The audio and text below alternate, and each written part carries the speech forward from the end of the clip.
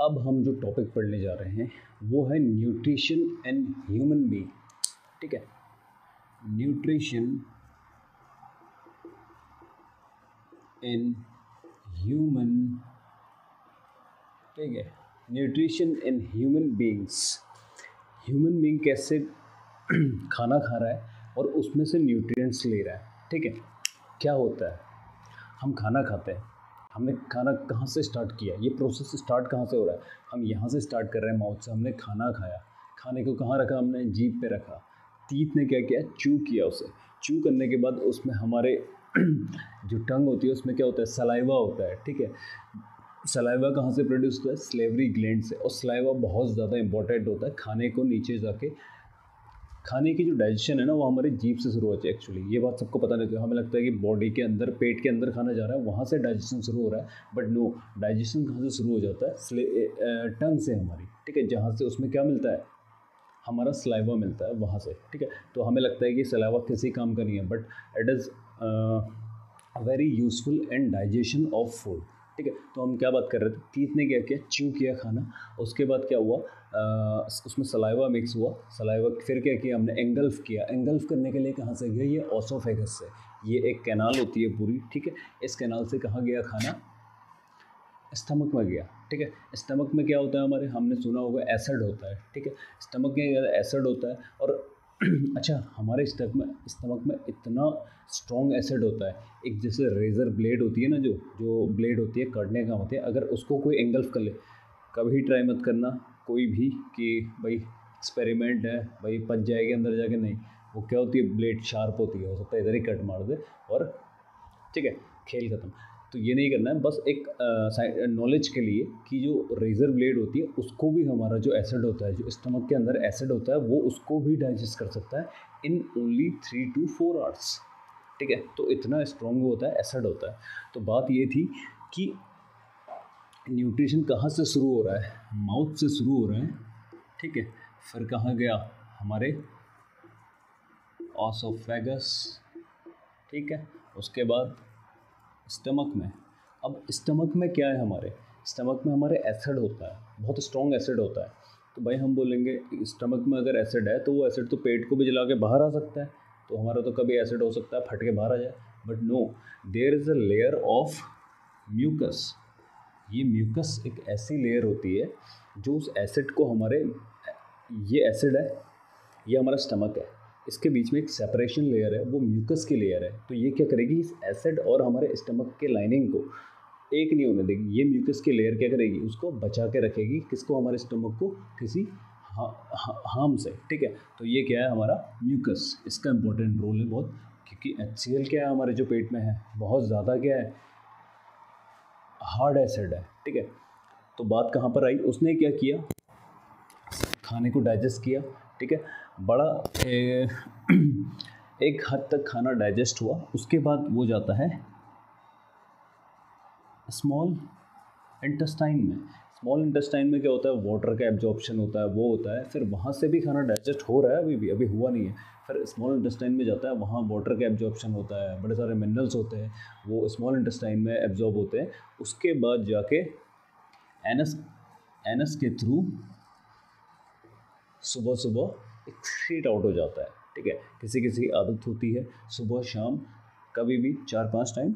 ठीक है, तो क्या होता है, एनएस के थ्रू फिर क्या हो जाता है, एक्सक्रीट आउट हो जाता है। तो एक सिंपल सी प्रोसेस है, यहाँ से स्टार्ट होती है, यहाँ पर जाके ख़त्म होती है।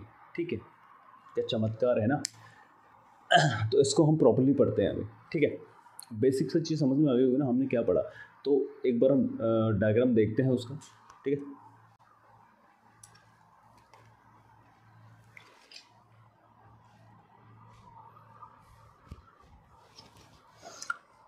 जैसे कि हम यहाँ पे देख रहे हैं, यहाँ पे क्या है अपने पास, कहाँ से स्टार्ट हुआ है, ये हुआ है स्टार्ट यहाँ से, माउथ से स्टार्ट हुआ है।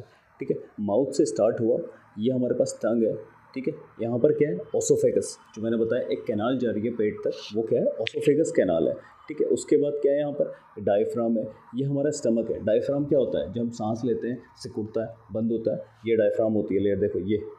ठीक है, तो ये क्या है हमारा, उसके पास गॉल ब्लैडर है, बाइल डक्ट है, लिवर है, पैंक्रियाज है, ठीक है, स्मॉल इंटेस्टाइन है, लार्ज इंटेस्टाइन है, अपेंडिक्स है, एनस है, ठीक है। तो ये पूरा कंस्टिट्यूट करता है ह्यूमन एलिमेंट्री कैनाल। बट हम क्या करेंगे, अभी हमने फूड खाया, फूड यहाँ से गया टंग, सलाइवा मिक्स हुआ, ओसोफेगस के थ्रू कहाँ गया, स्टमक में गया, स्टमक में थ्रू कहाँ गया, उसमें गॉल ब्लैडर से सिक्रेशंस हुए। तो फिलहाल के लिए अभी हमें क्या देना है ध्यान, खाने पे, खाना कहाँ डाइजेस्ट हो रहा है, पहुँच गया है वो स्टमक में, खाना स्टमक में पहुँच गया।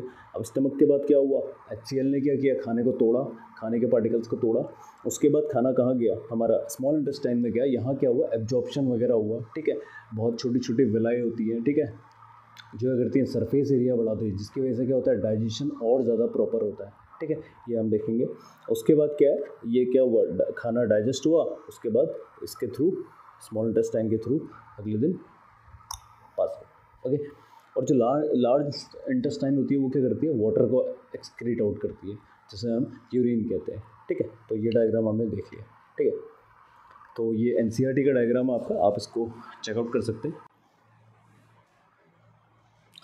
हमने क्या देखा, यहाँ से तो सब कुछ नॉर्मल चल रहा है। स्टमक में हमारी 3 चीज़ें होती हैं, एक होती है पेप्सिन, ठीक है, पेप्सी मत समझना इसे, पेप्सी नहीं समझना है इसे, ये है पेप्सिन, ठीक है।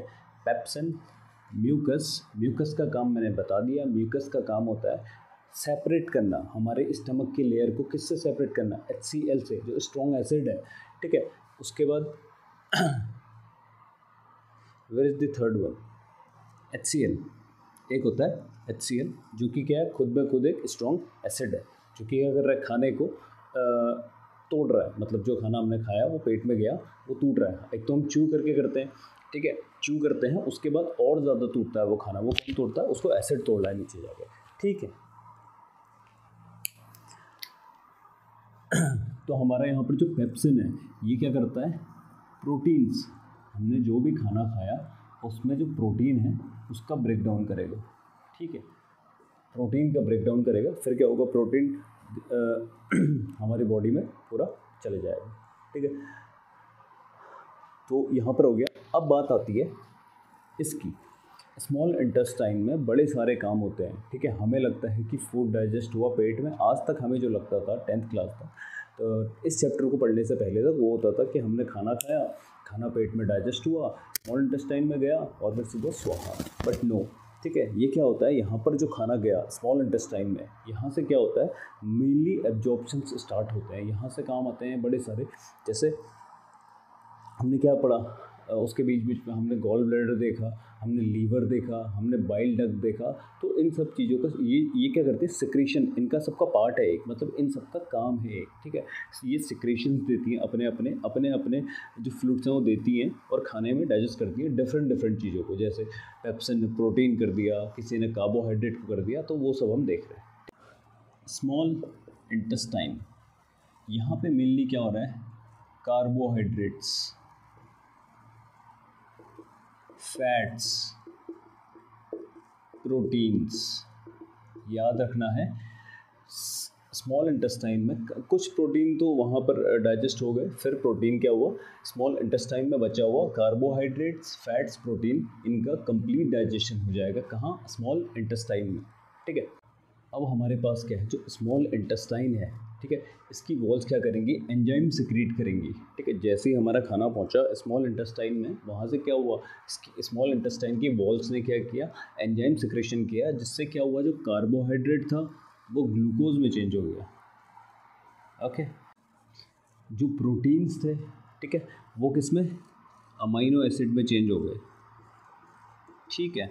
और जो मतलब कि ये कोई बड़ी फॉर्म टूट के छोटी फॉर्म में, मतलब कि कोई बड़ी फॉर्म है, हमारी बॉडी जिसको इंटेक नहीं कर सकती, ठीक है, वो क्या हो रहा है, छोटी फॉर्म्स में टूट रहे हैं, छोटी फॉर्म्स में टूट के हमारी बॉडी क्या करेगी, उन्हें एब्जॉर्ब करेगी और यूटिलाइज कर लेगी, ठीक है। जैसे कि कार्बोहाइड्रेट ग्लूकोज में टूट गया, प्रोटीन एमाइनो एसिड में टूट गया, और जो फैट्स होते हैं ये फैटी एसिड्स में टूट जाते हैं या फिर ग्लिसरॉल में टूट जाते हैं, ठीक है। उसके बाद क्या करती है, बॉडी इसे यूटिलाइज कर लेती है। तो 3 चीज़ें अभी ये याद रखनी है, और ये भी एक इम्पॉर्टेंट क्वेश्चन है, न्यूट्रिशन इन ह्यूमन बीइंग, ठीक है। पूरी प्रोसेस पूछी जाती है 5-6 नंबर की, इजी है, 5-6 नंबर यूं ही आ गए, समझ लो यूं ही आ गए, समझना कुछ नहीं है, बहुत ईजी है। यहाँ से याद कहाँ पे रखना है, पेप्सिन, म्यूकस, HCl, ठीक है। उसके बाद स्मॉल इंटेस्टाइन है, काम क्या हो रहा है स्मॉल इंटेस्टाइन में, इनका क्या हो रहा है, प्रॉपर डाइजेशन हो रहा है, किनका, कार्बोहाइड्रेट, फैट, प्रोटीन, 3 नाम याद रखने हैं। कार्बोहाइड्रेट किस में चेंज हो रहा है, ग्लूकोज में, प्रोटीन अमीनो एसिड में, फैट फैटी एसिड या फिर ग्लिसरॉल में। किसकी वजह से, जो एंजाइम सिक्रीट हो रहा है स्मॉल इंटेस्टाइन की वॉल से, ठीक है। हमारे पास कौन बचा, हमने ऑर्गन्स पढ़े, पैंक्रियाज, लीवर, बाइल डक्ट, ठीक है। अब आता है हमारे पास पैनक्रियाज, ये भाई साहब पैनक्रिएटिक जूस, ठीक है। एक काम करते हैं यहाँ पे देखते हैं,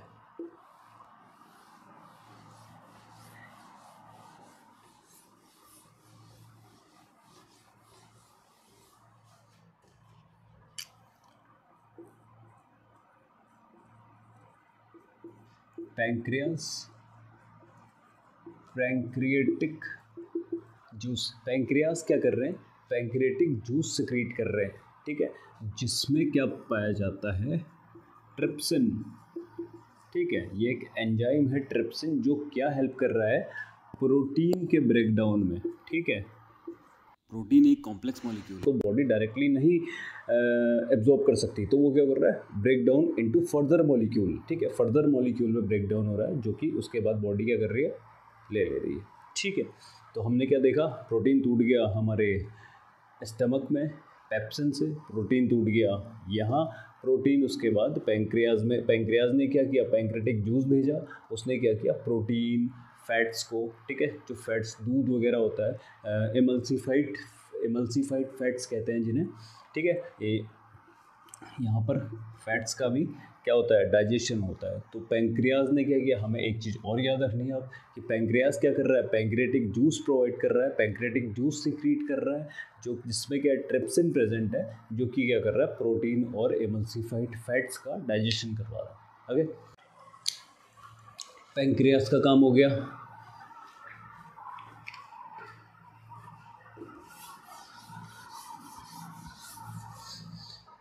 अपने पास बचा लीवर। लीवर का काम क्या है, लीवर ने भाई एक्ट कर रहे हैं जब फूड पे, ठीक है। लीवर बाइल जूस छोड़ता है, बाइल जूस सिक्रीट करता है, जो कि बाइल डक्ट जो हमने डायग्राम में देखी थी उसके थ्रू स्टमक में आता है, फिर स्मॉल इंटेस्टाइन में जाता है। तो लीवर क्या सिक्रीट कर रहा है, बाइल जूस, ठीक है।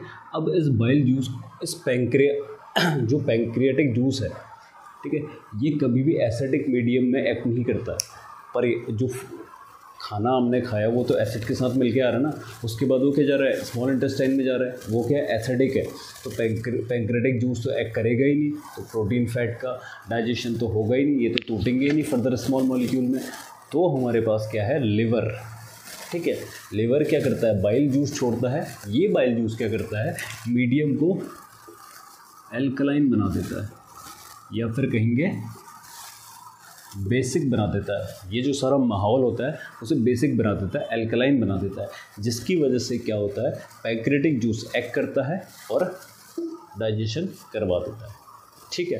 तो ये बात थी हमारी माउथ से लेके, स्टमक से लेके स्मॉल इंटेस्टाइन तक। इंटेस्टाइन में कार्बोहाइड्रेट, फैट और प्रोटीन का डाइजेशन हो रहा है। कार्बोहाइड्रेट ग्लूकोज में चेंज हो रहा है, प्रोटीन अमीनो एसिड में टूट रहा है, फैट क्या है, फैटी एसिड ग्लिसरॉल में टूट रहा है। वहीं पर क्या है, जो पैंक्रियाज है वो पैंक्रेटिक जूस छोड़ रहा है, जिसकी वजह से क्या है, फैट्स और प्रोटीन डाइजेस्ट हो रहे हैं।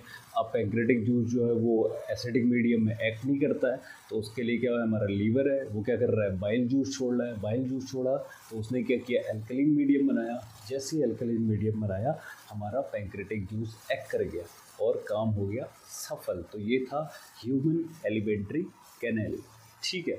तो ये क्वेश्चन आता है इस पर, एक्सप्लेन ह्यूमन एलिमेंट्री कैनाल। आपने कुछ नहीं करना है, वो NCERT वाला डायग्राम फेल के रख देना है वहाँ पे, और ये रख देना है, पूरे 5 नंबर आपके, ठीक है। तो बहुत इजी होता है मार्क्स आना, बस क्या चीज़ों को समझना है धीरे धीरे। अब क्या करेंगे, इसको अगर रट्टा मारने की कोशिश करेंगे तो बहुत गलत हो जाएगा, ठीक है। तो आपको क्या करना है, कुछ भी नहीं, नॉर्मल सोचो, अपनी बॉडी को लो, फूड खाया, यहाँ गया, यहाँ से वहाँ गया, वहाँ पे क्या हो रहा है, वहाँ पे क्या हो रहा है, ऐसे याद रखो। ऐसे क्या होता है, फिजिकली याद ज़्यादा अच्छा रहता है। अभी अब रट्टा मारने लगोगे फिर क्या होगा, कल भूल जाओगे। एग्ज़ाम में लिखा होगे कि लार्ज इंटेस्टाइन में क्या होता है, लार्ज इंटेस्टाइन से हम जो पॉटी होती है उसको एक्सक्रीट करते हैं और स्मॉल इंटेस्टाइन से यूरिन एक्सक्रीट करते हैं, तो वो क्या हो जाएगा, गड़बड़। ये रट्टे की नॉलेज होती है, बट जो असली है वो है कि स्मॉल इंटेस्टाइन से जो वेस्ट मटेरियल है वो एक्सक्रीट हो रहा है और लार्ज इंटेस्टाइन से जो एब्जॉर्ब्ड वाटर है, जो एक्सेस वाटर है, वो बाहर आ रहा है। ठीक है, तो ये थी ह्यूमन एलिमेंट्री और इम्पोर्टेंट टॉपिक। ओके।